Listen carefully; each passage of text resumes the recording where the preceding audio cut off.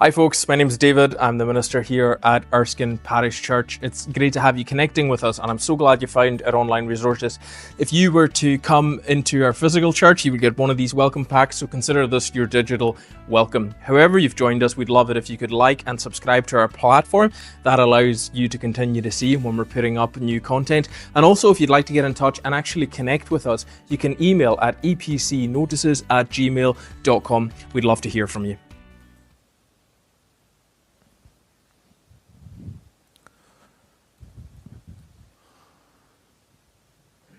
There are many wonderful ideals, concepts, ideas in the Bible, and indeed in the Christian faith.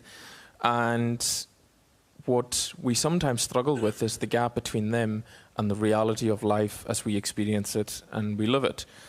One of the most difficult pastoral encounters that you can have if you're a pastoral care worker or a minister in any kind of people-y caring job is when you find someone who's been blindsided by the reality of how much conflict can be destructive in the world, and they didn't expect that. And we definitely shouldn't be expecting that to be the norm in church. That would imply that there's something wrong and dysfunctional, but it's still part of living in a sinful, broken world.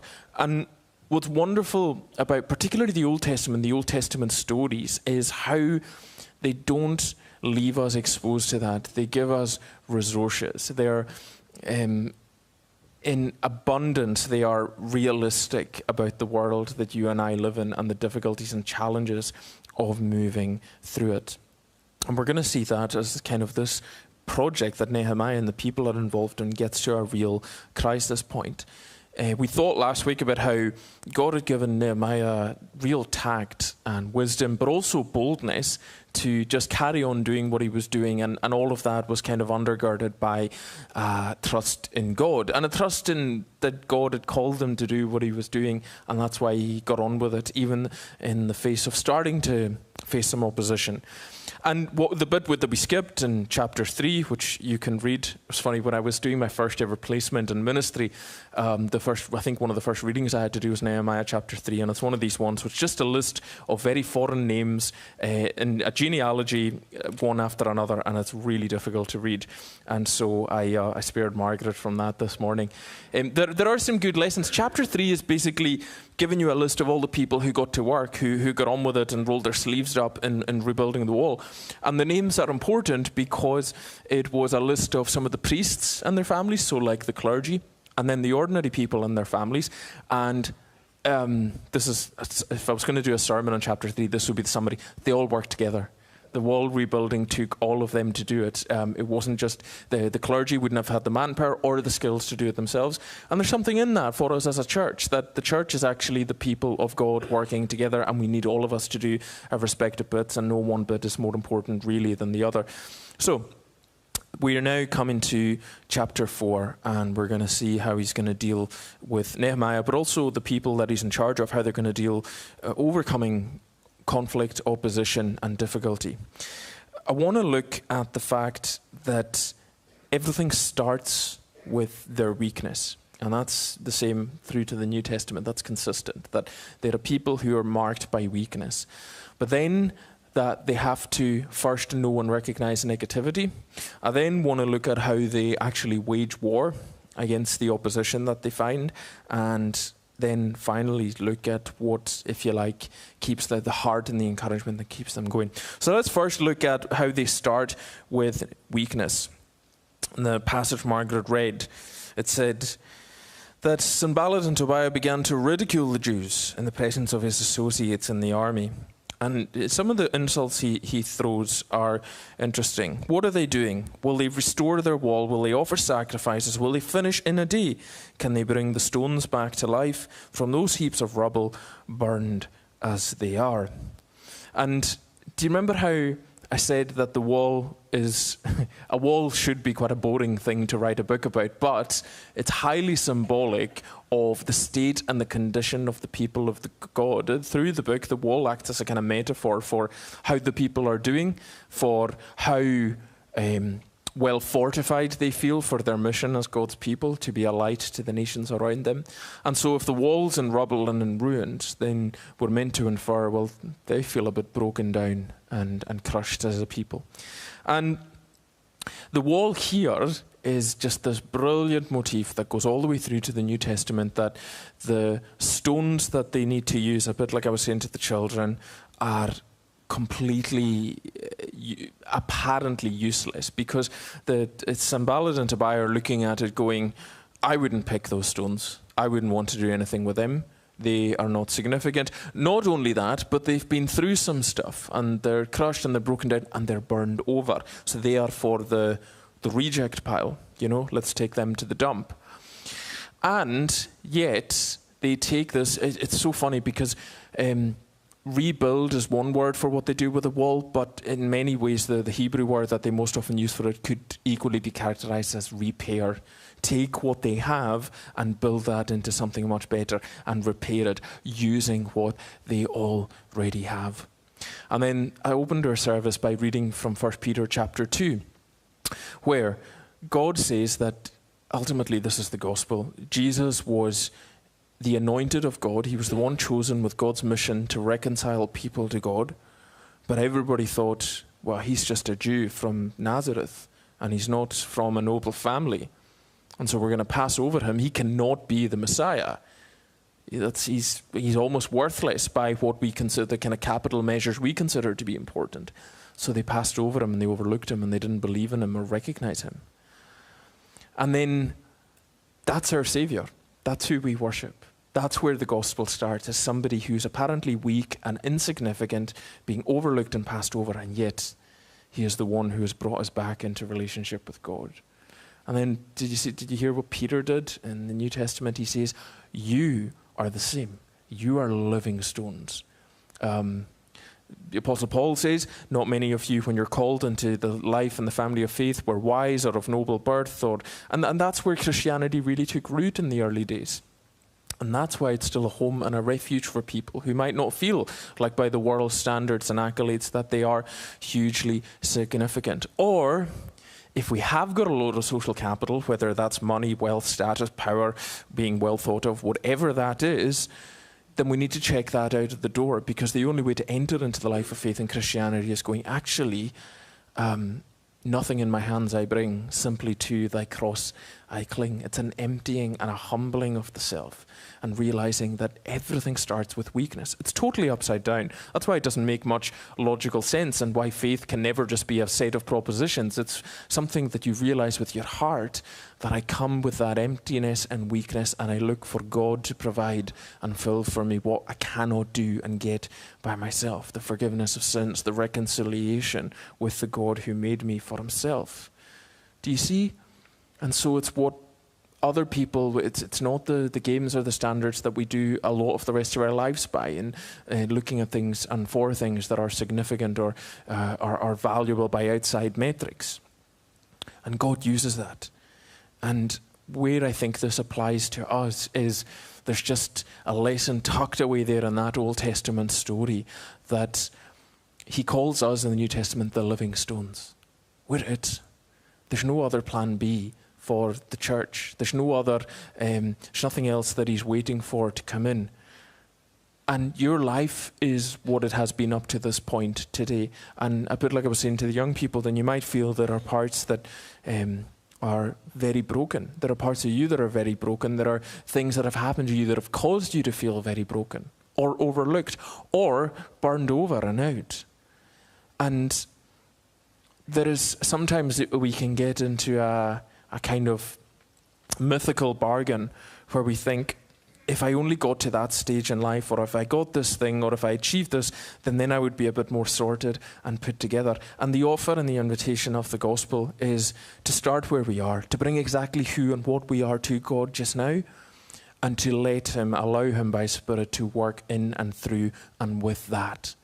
There's no other plan. There's nobody else coming, but passed through the hands of God as if you like, the architect and the builder of the church.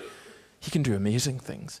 The Bible is actually mostly a collection of stories about people who were very flawed and who weren't in and of themselves spectacular or amazing, but in the hands of God and just having that element of trust in him, amazing things can happen. And all of that starts just without our acknowledging our weakness, but then also our trusting, well, actually, God, you can do something here that maybe nobody else can. And coming to him, assured by his word, as we see it time and again, that that's kind of what he specializes in doing.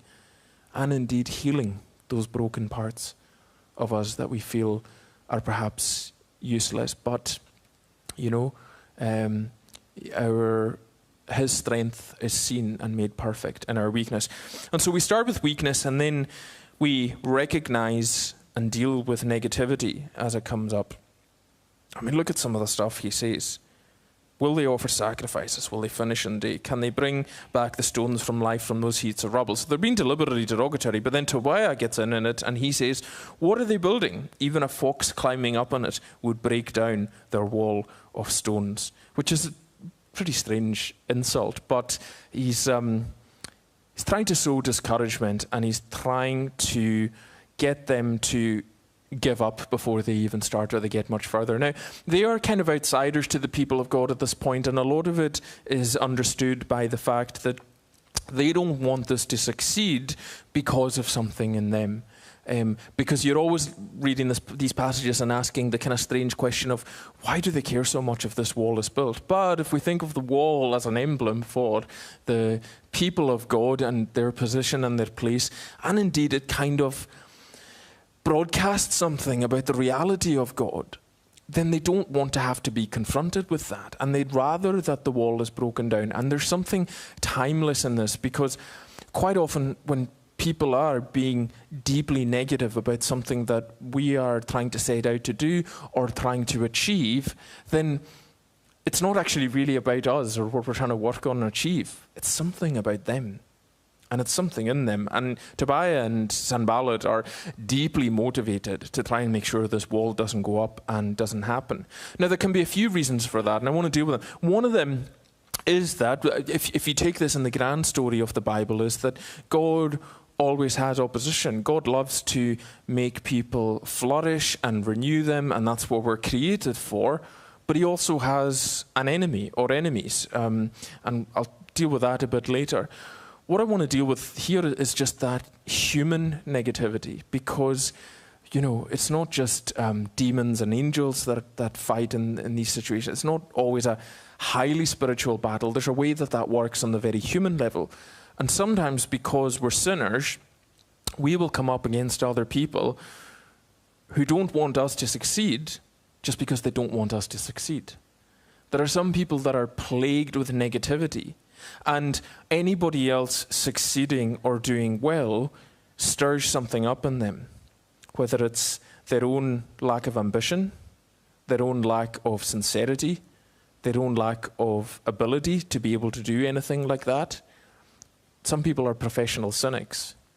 They'll spend their life on the sidelines having a go and seeing what other people are doing wrong and not doing well. They would never dare to try it themselves. Some of you may have grown up in communities or families that had tall poppy syndrome. Do you know about that? When there's a kind of biological phenomenon, might even be made up, but it's helpful as an illustrative thing, is when one poppy gets too tall, the rest kind of work to level it and cut it down. Don't get ideas above your station, or we'll soon remind you where you came from, type of thing. There's an enormous amount of that we have to wade through. But if we can see it and we can recognize it for what it is, if we can not take it personally and realize that's actually a thing in them, and that's why they're being so negative. They're swirling around with that negativity. They've got to live with that, and that can keep us focused on what we're doing and not be discouraged by that, because if you think of where it's coming from, it's kind of worthless. And it doesn't actually have a lot of substance. It's just the outflow.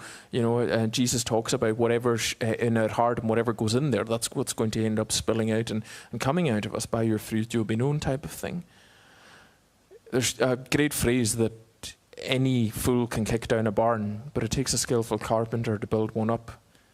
It takes some motivated and skillful people to do this wall building project. It takes somebody who's motivated and self-aware to rebuild their own life and work on themselves a bit and maybe try and make something of themselves and have a bit of an ambition. And I think that you're always going to have folks who will maybe not just not understand that, but will also not celebrate that for you or with you, and will want to be negative about that because they don't like what it might communicate about them and the way that it reflects something onto them that they're not comfortable with. Do you see?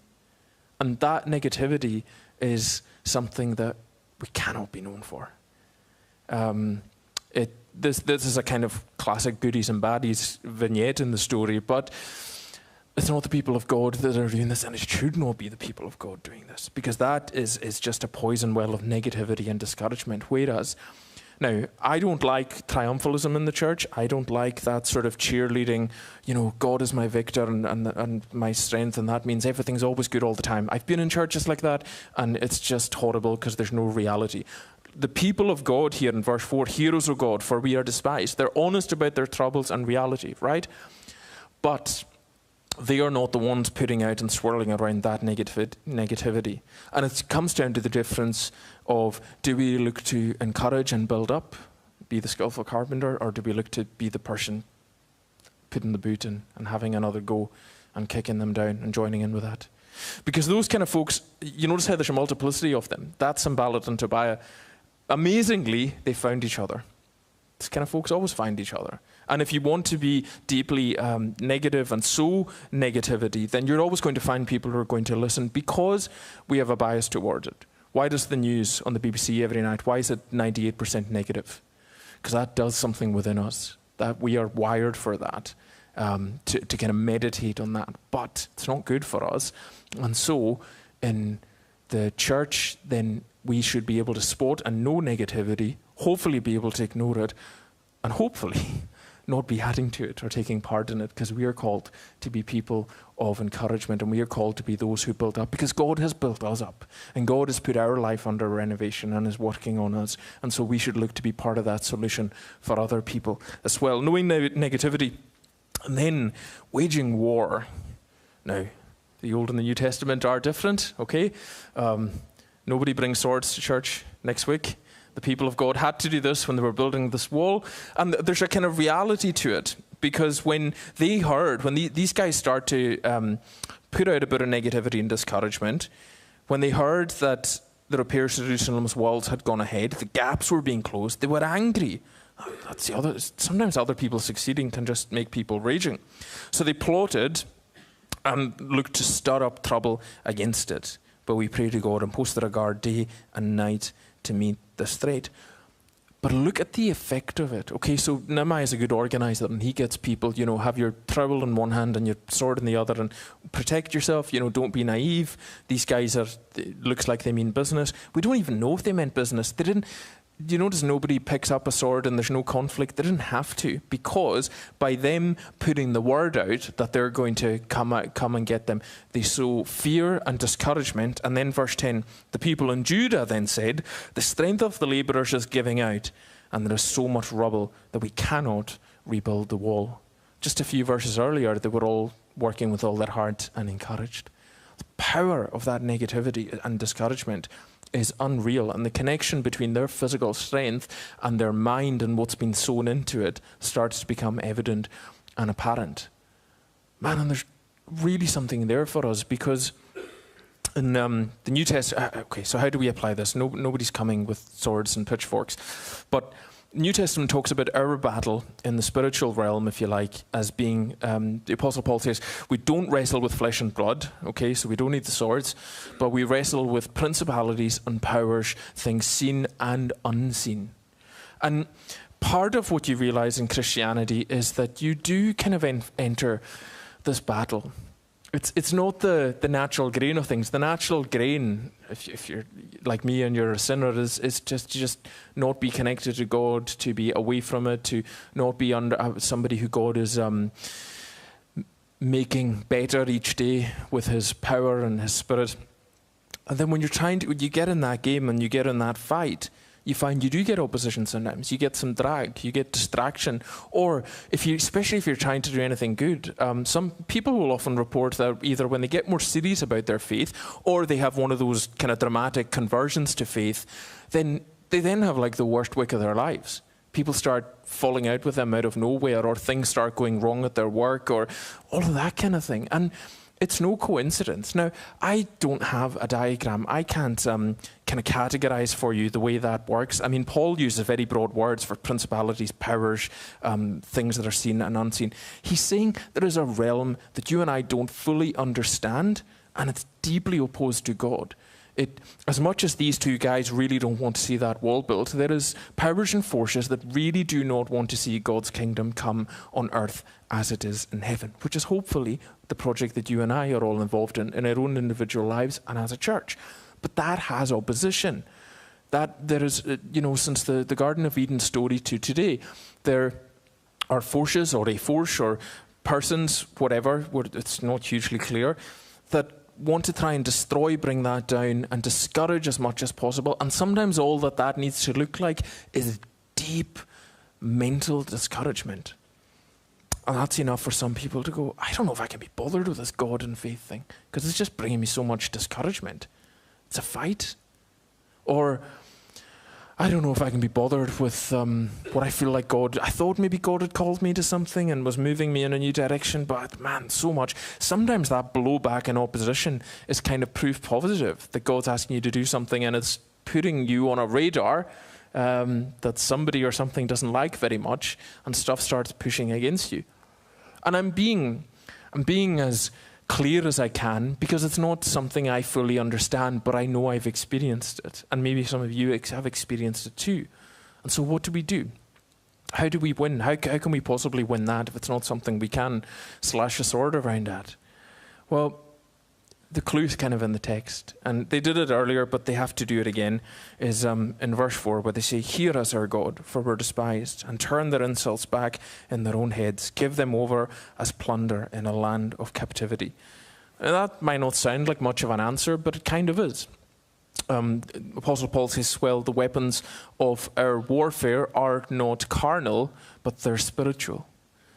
Prayer, looking to God, asking for his help, back to the weakness thing, pouring out our hearts to him. I mean, that prayer maybe sounds a bit extreme and harsh, but God would prefer that every one of us name our difficulties and be radically honest about them. Say how much they're struggling, even say what you'd like to happen to your enemies. We consider that in the Lord's Prayer series. God can handle absolutely all of that, and then God can refine all of that prayer and sort it out. And then the main thing is God can actually get involved. And again, I don't understand how this fully works. I know God is all-powerful. I know he can do whatever he wants, but he somehow set it up so that when you find yourself in that tussle and you know that things are just pushing in on your life and you're really struggling with them and you suspect that you can almost feel the supernatural force of it, that God has designed it so that prayer is the answer to that. And crying out to God in our weakness, saying, God, I don't know how to handle all of this, but I know you do and you can. And I need you to push back against my enemies and against the conflict and the opposition and the things that are, I need you to bring peace where there's nothing but turmoil. And he can, and he does. Because the weapons that we have are not carnal. And sometimes, and this is helpful to remember as well, sometimes even, Sanballat and Tobiah are part of a much bigger force or opposition, because the people quite often that is wrapped up in, they are also image bearers of God, and that can be hard to remember if they're really nasty or negative people, but they're also image bearers of God. And sometimes the best prayer that you can do is, God, bless them.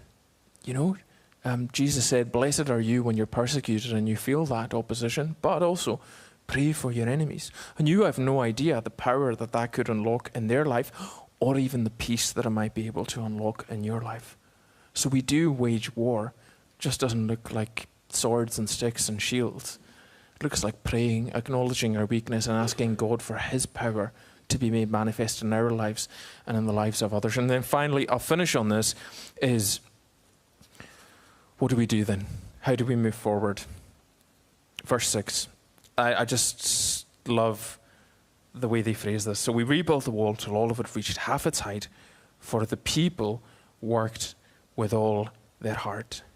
You see, there's a lot that we can do with a bit of heart. God does call us as people who aren't perfect or the finished article, and even they might have a lot of weakness and dysfunction. And yet he calls us because he says, come in and be part of my renovation and rebuilding project. And he comforts us in that he's going to stay with us through the duration of that. And then he gives us wisdom to be able to spot kind of seeping negativity wherever we find it, to see it for what it is, and hopefully to not get drawn into it.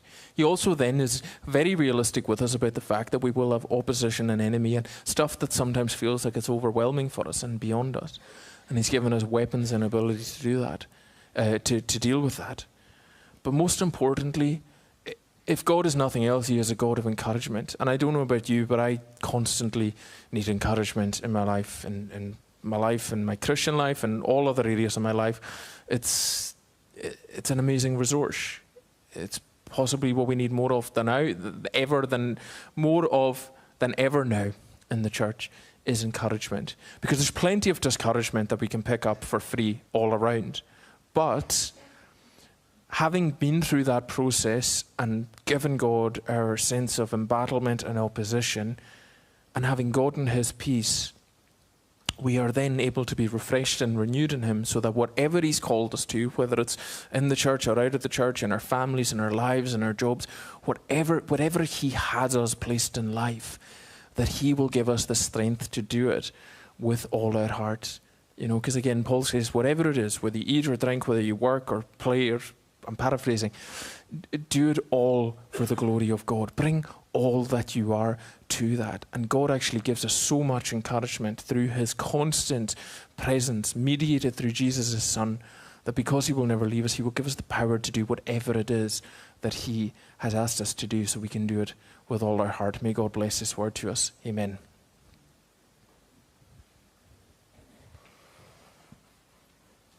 Thank you for tuning into our channel here at Erskine Parish Church. We create this and give it away so that it can be a blessing. Everything that we do here in the church relies on the generous backing of those who support us. And so if you would like to become one of them and give something back, then we've made it as easy as possible. You can go to erskineparish.com/donate, and there you can give a one-off bank transfer. You can set up a regular standing order or donate by PayPal. You can also download a gift aid form so that if you're a UK taxpayer, it increases the contributions that way as well. Thank you so much for watching, and we pray God's blessing on you.